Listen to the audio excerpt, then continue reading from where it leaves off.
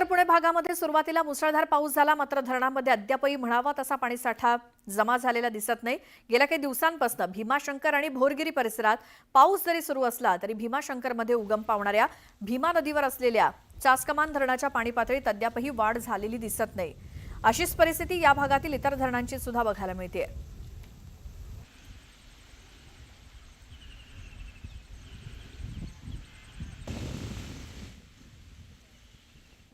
सह्याद्रीच्या पर्वतरांगांमध्ये संततधार पाऊस सुरू असला तरी धरणांच्या पाणी पातळीत विशेष अशी वाढ होताना दिसत नाहीये। आपण आता आलो आहोत चासकमान धरणामध्ये।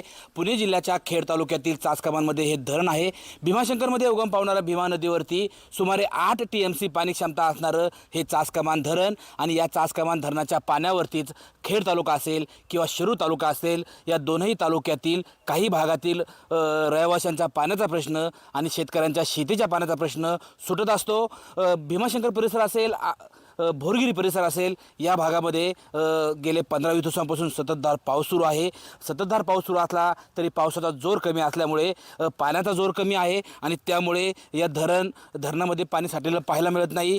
गेले 15-20 दिवसांपासून पाऊस सुरू असला तरी धरणाची पाणी पातळी मात्र 5 ते 7% वाढलेली आहे। त्यामुळे या भागातील नागरिकांना अजूनही जोरदार पावसाची प्रतीक्षा आहे। जोरदार पाऊस झाला तरच हे धरण लवकर भरेल आणि हे धरण भरल्यानंतर खेड तालुका असेल किंवा शिरूर तालुका असेल या भागातील जनतेच्या पिण्याच्या पाण्याचा व शेतीच्या पाण्याचा प्रश्न सुटणार आहे। सचिन तोडकर, न्यूज 18 लोकमत, चासकमान, पुणे। लोणावळ्यामध्ये सलग दुसऱ्या दिवशी पावसाचा जोर कायम आहे। दिवसभरात पावसाच्या जोरदार सरी बरसल्या होत्या काल, तर 24 तासात लोणावळा शहरात 109 मिलीमीटर पावसाची नोंद झाली। तिकडे कोल्हापुरात पावसानं उघडीप दिली आहे, मात्र गेल्या 24 तासात पंचगंगा नदीच्या पाणी पातळीत तब्बल 12 फुटांनी वाढ झाली।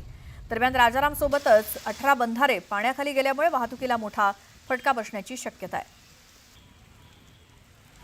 लोणावळा आणि कोल्हापुरातली ही दृश्य। लोणावळ्यात मुसळधार पाऊस सुरू आहे, तर आता कोल्हापुरात पावसानं उघडीप घेतली आहे। पंचगंगा नदीच्या पाणी पातळीमध्ये मात्र वाढ झाली आहे।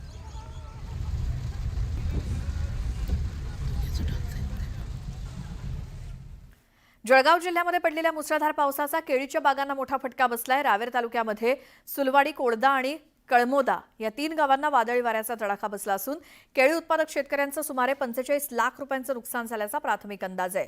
नांदगाव तालुक्यातील केळीच्या बागांनाही या पावसाचा फटका बसलाय। एका शेतकऱ्याचं 4 एकरावरील केळीची बाग जमीनदोस्त झाल्यामुळे त्याचं लाखो रुपयांचं नुकसान झालंय। जळगावच्या रावेरमध्ये आणि दुसरीकडे नांदगावमध्ये केळीच्या बागा कशा उद्ध्वस्त झाल्यात या पावसामुळे।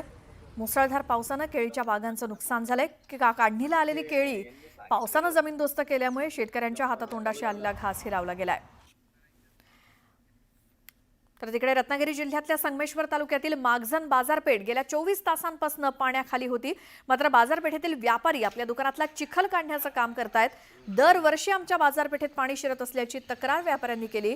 या संदर्भात बातचीत केली आमचे प्रतिनिधी राजेश जाधव यांनी। मी आता संगमेश्वर तालुक्यातील मागजन बाजारपेठेमध्ये आहे आणि तुम्ही माझ्या मागे पाहताय ही गड नदी आहे। ही गड नदीचं पाणी या मागजन बाजारपेठेत शिरलेलं होतं आणि जवळजवळ 5 ते 5.5 फूट पाणी असल्यामुळे ही सर्व बाजारपेठ पूर्ण पाण्याखाली गेली होती। आता इथे साफसफाईचं काम चालू आहे। आपण पाहू शकता दृश्यांच्या माध्यमातून साफसफाईचं काम चालू आहे। हे काका आता इथे आपल्या दुकानातला चिखल काढतायत। मुळात आपण पाहू शकता इथे जवळजवळ 5 ते 5.5 इथपर्यंत पाणी होतं, म्हणजे माझ्या उंचीच्या वर होतं। 5.5 ते 6 फूट पाणी होतं। आता हे काका त्यांच्या घरातलं दुकानातलं चिखल काढतात। काका, काय परिस्थिती आहे आताची आणि आता पुढे काय करणार आहात तुम्ही आता? काय आता धुवायचं, उद्या बस चालू करायला पाहिजे। माल सगळा वाहून गेला, नुकसान झालं। कोण प्रशासकीय अधिकारी इथं आले होते का पंचनामा करायला वगैरे? कोणी नाही आलं।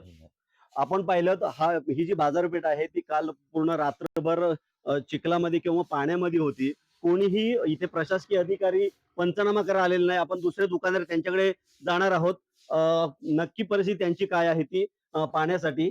आपण पाहू शकताय हे संपूर्ण त्यांचे जे सामान आहे ते भिजलेलं आहे किंवा मग चिखलामध्ये माखलेलं आहे। आता ते धुण्याचं काम चालू आहे।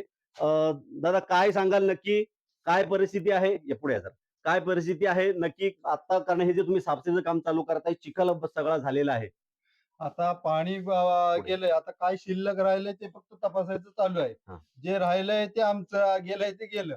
आणि सरकारने कसं केलं नाही, पूररेषा जिथं वरती डिक्लेअर केला नाही, त्याच्यामुळे काय होतं, आम्ही ना इन्शुरन्स काढू शकत नाही व कुठलाही हे करू शकत नाही. त्यामुळं मे महिन्यात पाऊस चालू व्हायच्या अगोदरच शासनानं नोटीस आम्हाला बजावलेल्या आहे आणि त्यांनी आपलं हा काम पूर्ण केलेलं आहे. आणि आता साधं बघायला सुद्धा कोण आलेलं नाही. आपण पाहू शकताय की शासनाने नुसतं नोटीस बजावलेत आणि आपलं काम बजावले, फक्त म्हणजे आपली कर्तव्य असते ते बजावले, मात्र आता ही लोक चिखलात राहत आहेत. काय नक्की यांची परिस्थिती आहे पाहण्यासाठी शासनाचा एकही माणूस इथं आलेला नाही. तुम्ही दृश्याच्या माध्यमातून इकडे पाहू शकताय की नक्की परिस्थिती काय आहे ती बघा. संपूर्ण सर्व साहित्य आहे ते त्यांचं भिजलेलं काही साहित्य वाहून गेलेलं आहे.